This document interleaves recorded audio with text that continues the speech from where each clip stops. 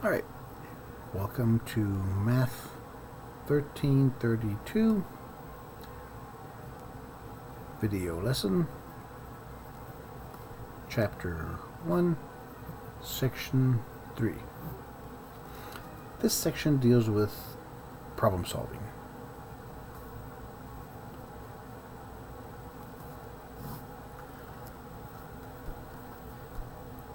The only thing we have to know from this chapter is what is problem solving? How do we do it? Famous educational designer, developer, is a guy named George Puglia. He developed the four-step process of problem solving. The first step is you have to understand the problem. Reword it, reanalyze it, compare it, but understand what the problem is and what you have to deal with, what you have to find. Develop a plan. Ooh.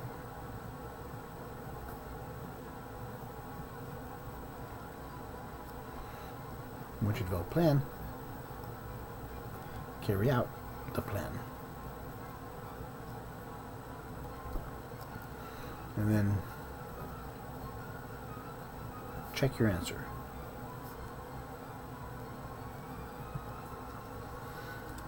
If it makes sense, great.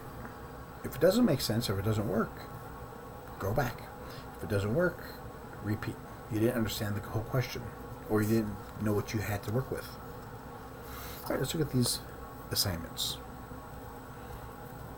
State the necessary piece of information that is missing to prevent you solving a problem. A car traveled at an average rate of 54 miles per hour and then reduced the speed to 48 miles per hour for the rest of the trip. If the trip took 5 hours, determine how long the car traveled at each rate. Right. Well, the only thing we're missing that we don't know is how far do we go? We traveled 5 hours at a certain speed. We don't know the distance of the trip.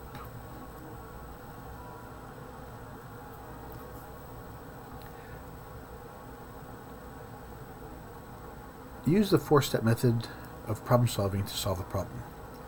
At the beginning of the year, the odometer of the SUV read 37,934 miles. At the end of the year, it read 52,014. If the car averaged 22 miles per gallon, how many gallons of gasoline did it use for that year? So the first thing we have to do, okay, we understand the question. We're looking for how many gallons of gasoline were used.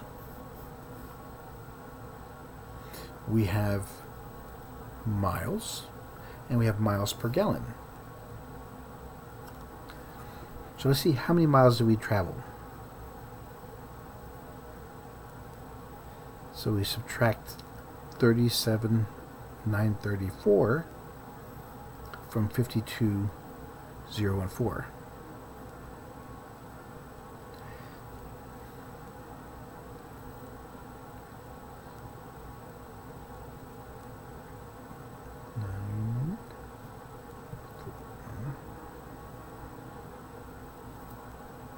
So we traveled 14,080 miles. And this is miles. We want to know gallons. So we have to divide this one by 22 miles per gallon.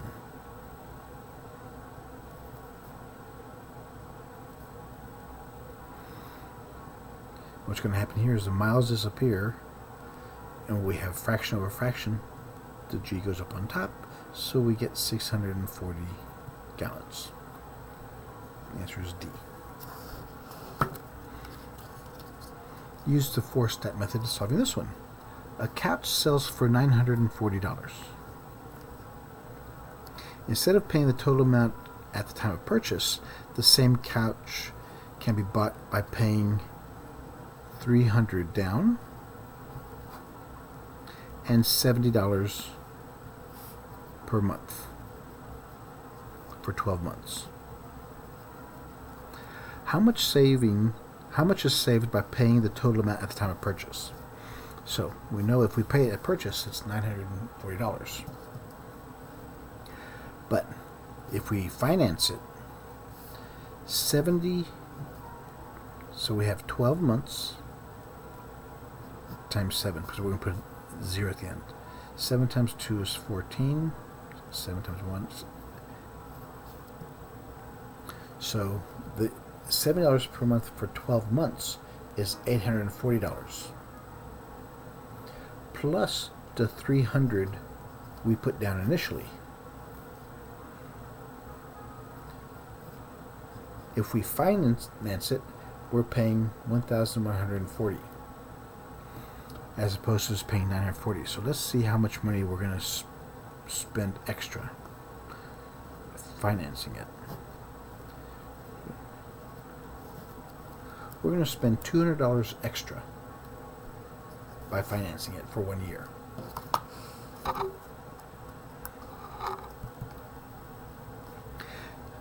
Three people have telephone prefixes. Prefixes are the first numbers whose 3 digits have the same sum.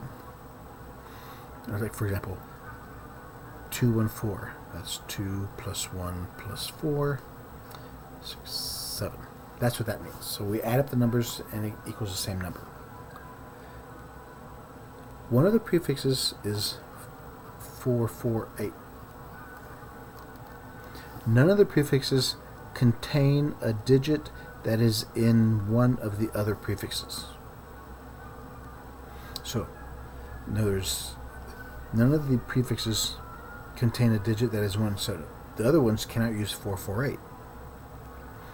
None of the prefixes, so cannot have 4 or 8. None of the prefixes has a first digit 1 or 6 as a first number. One of the prefixes begins with a 5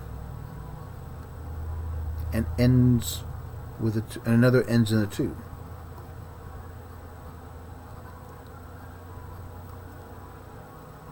What prefix ends in a 2? So the first thing we have to do, remember, they all have to have the same sum.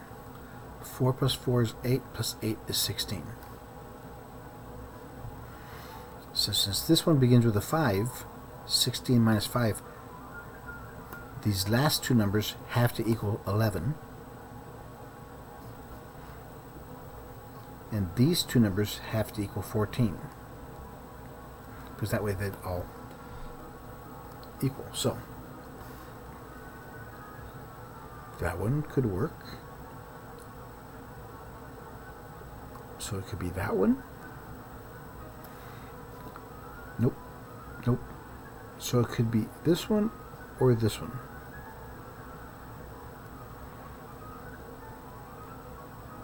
So we're asking which is the prefix that ends in a 2. So the 592,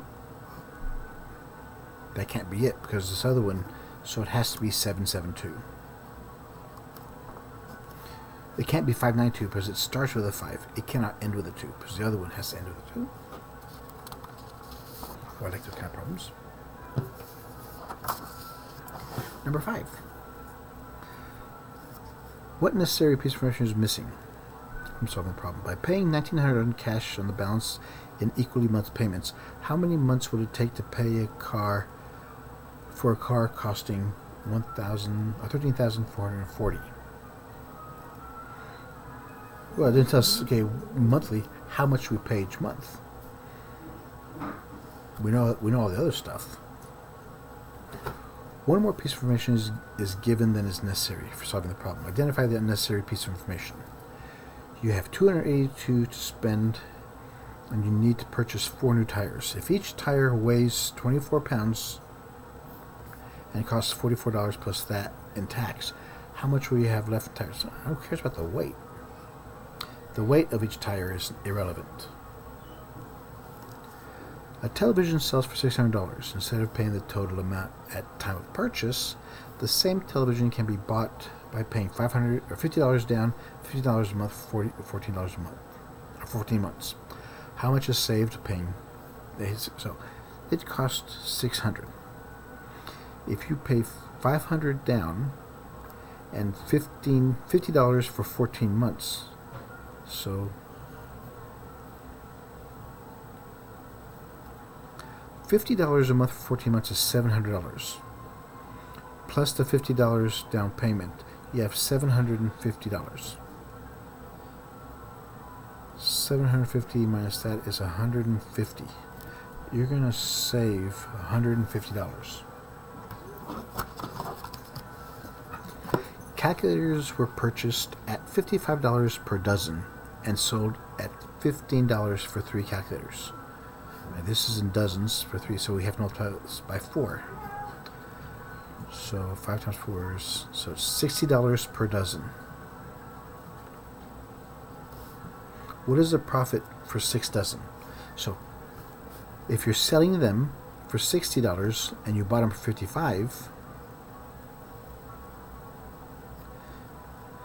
your profit is $5 a computer, or $5 a dozen. 5 times 6 is your profit is $30 for those 6 dozen computers, or calculators. Jasmine decided to ride her bike from her house, so her house, to Josh's house. 2 miles from home, her bike got a flat, so she had to walk the remaining 4 miles. She couldn't repair the tire and had to walk back. That's 6 miles. How many more miles did Jasmine walk than she rode? She walked 6 plus 4. She walked 10 miles. She rode 2. So she walked 8 more miles than she rode. If you spend $19.78, how many ways can you receive change for a $20 bill? So 20 minus 1978, you're looking at 22 cents. You can have a quarter's too big, so you have a dime, nickels, and pennies. 2 dimes, 0 nickels, 2 pennies. 1 dime, 1 nickel, and 7 pennies. 1 dime, no nickels, and 12 pennies. No dimes, 2 nickels, and 2 pennies. 4 nickels.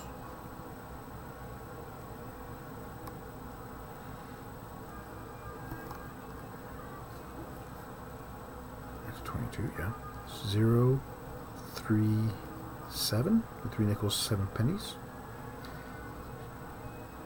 And 12 pennies.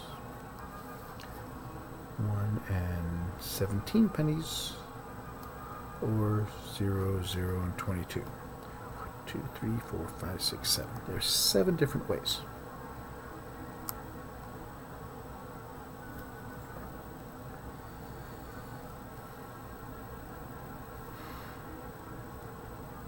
Oh, 1, 2, 3, 4, 5, 6, 7, 8. So I forgot the top one. 8. 22 cents. I have 1 dime. It's 15 plus 7. It's 22. 0, it's 22. 15 plus 22. 10 and 12. 1 and 17. 2, 3, 4, 5, 6, 7, 8. I'm thinking of 8 ways. see if I'm missing anything.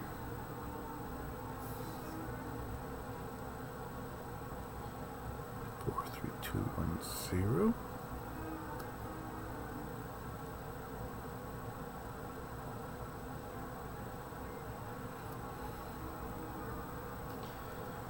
Two, 1, 1, 0.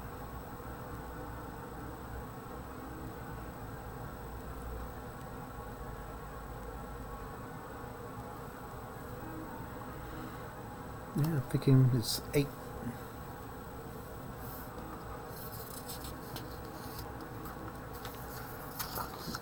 Alright, a magic square. Oh, I like these.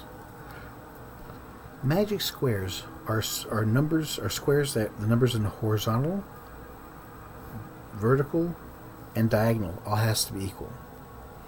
So since we have numbers here, 31 plus 18 is 49. They have to equal 54. So we have 18 plus 5 is 23. 54 minus 23 is 31. 31 plus 18 is 49.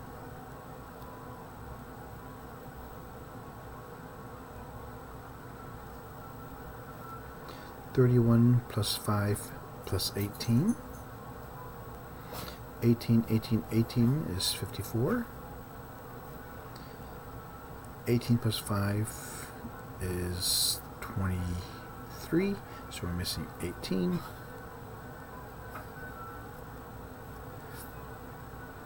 This is 31, and that has to be 5.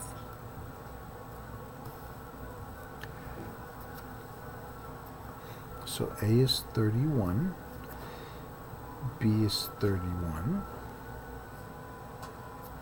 C is 5, D is 18, and E is 5. And my last one is Sudoku, my favorite. You have to have all the numbers between 1 through 9, and it cannot repeat in any vertical or horizontal way. They must have, furthermore, for the square, the rows, the columns, and two diagonals must have different sums. So what we have left is 2, 3, 4, and 5. We have to put those everywhere. So if we put a 2 here, 3 here, it's 19. So, okay, we can't put a 9 there. 2, 3, 4, 5. We can't, those work. Let's try to put a 5 there. 17, that's 14 plus 22. So if we put a 5 there, let's see if this one works. 17, that's 6, 22.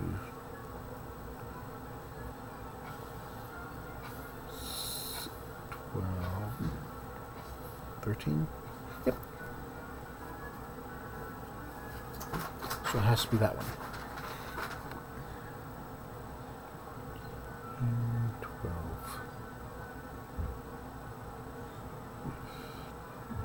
14. Ah, 14's already been taken by there, so that can't work. So it has to be A. That one just takes trial and error. All right, everybody. That's chapter 1. Good luck, and the exam's already online.